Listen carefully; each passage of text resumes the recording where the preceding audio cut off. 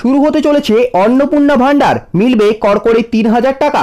কবে থেকে আবেদন জানানো যাবে তার দিনক্ষণ উল্লেখ করে টাঙানো হলো পোস্টার। এমনই ছবি ধরা পড়ল পশ্চিম মেদিনীপুরের মেদিনীপুর সদর ব্লকের গুড়গুড়িপাল গ্রামে। বেশ কয়েকটি স্থানে এই পোস্টার ছাপিয়ে লাগানো হয়েছে জঙ্গলমহলের বেশ কয়েকটি অংশে। ফর্মের জন্য বিজেপি নেতাদের কাছে যোগাযোগ করার কথাও কিন্তু উল্লেখ করা হয়েছে পোস্টারে। আর যাকে কেন্দ্র করে রাজনৈতিক তরজা তুঙ্গে।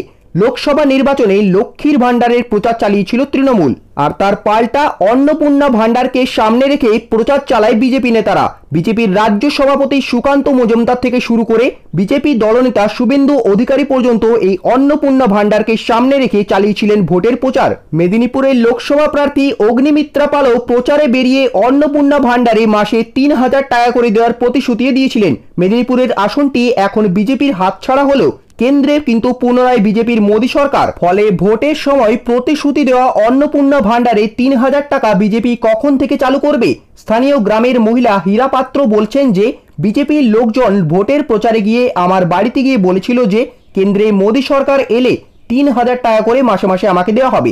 এখন তো কেন্দ্রে মোদী সরকার, তাহলে এবার দিক আমার টাকা। আপনাদেরকে শোনাবো কি বলছেন হীরা পাত্র, দেখুন। যে ৩,০০০ টাকা করে দেবো, আমরাকে যদি জিতাইতে পারে, মোদি যদি হচ্ছে প্রধানমন্ত্রী হয়, বিজেপি মন্ত্রী হবে বলে বলছে আমাকে ভোট দিলে ৩,০০০ টাকা করে দেবো। দিয়ে তো আমরা ভোট দিলাম, ওকে তো জিতাইলাম, কই ৩,০০০ টাকা করে তো ঢুকে নিত আমাদের বই।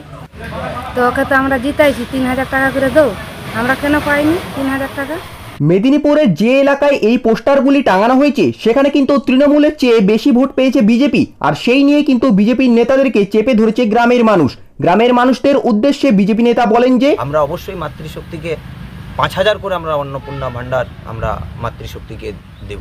এই পোস্টার সম্পর্কে তৃণমূলের নেতাকে প্রশ্ন করায় তিনি জানান, ভোটে জিতলে এবারে মোদি তৃতীয়বারের জন্য প্রধানমন্ত্রী হলে আমরা অন্নপূর্ণা ভান্ডার দেব ৩,০০০ টাকা করে মাসে।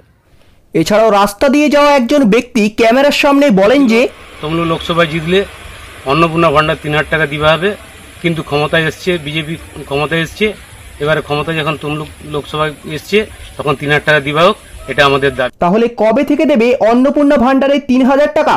ভোটের আগে বিরোধী দলনেতা শুভেন্দু অধিকারী যেখানে বারবার বলেছিলেন যে বিজেপিকে আনলে লক্ষ্মীর ভান্ডার আর থাকবে না, অন্নপূর্ণা ভান্ডার হবে, ২,০০০ টাকা করে দেবে, ২,০০০ করে টাকা দেবো, আমরা ঘোষণা করে লিখে দিয়েছি জনগণকে। বিজেপি সরকার এলে প্রথম ক্যাবিনেট মিটিং এ অনুমোদিত হবে ২,০০০ করে টাকা। বন্ধুরা, আপনাদের কি মনে হয় প্রধানমন্ত্রী ভোটে বিজেপি জেতার পরও অন্নপূর্ণা ভান্ডারে টাকা দেওয়া উচিত নয় কি? আপনাদের মূল্যবান মতামত অবশ্যই কিন্তু কমেন্ট করে জানান এই ভিডিওর নিচে। এবং এরকমের খবর সবার আগে পেতে অবশ্যই কিন্তু আপনারা আমাদের চ্যানেলটিকে সাবস্ক্রাইব করে নেবেন এবং তার পাশে থাকা বেল আইকনে ক্লিক করে সেটিকে অল নোটিফিকেশনে অন করে দেবেন।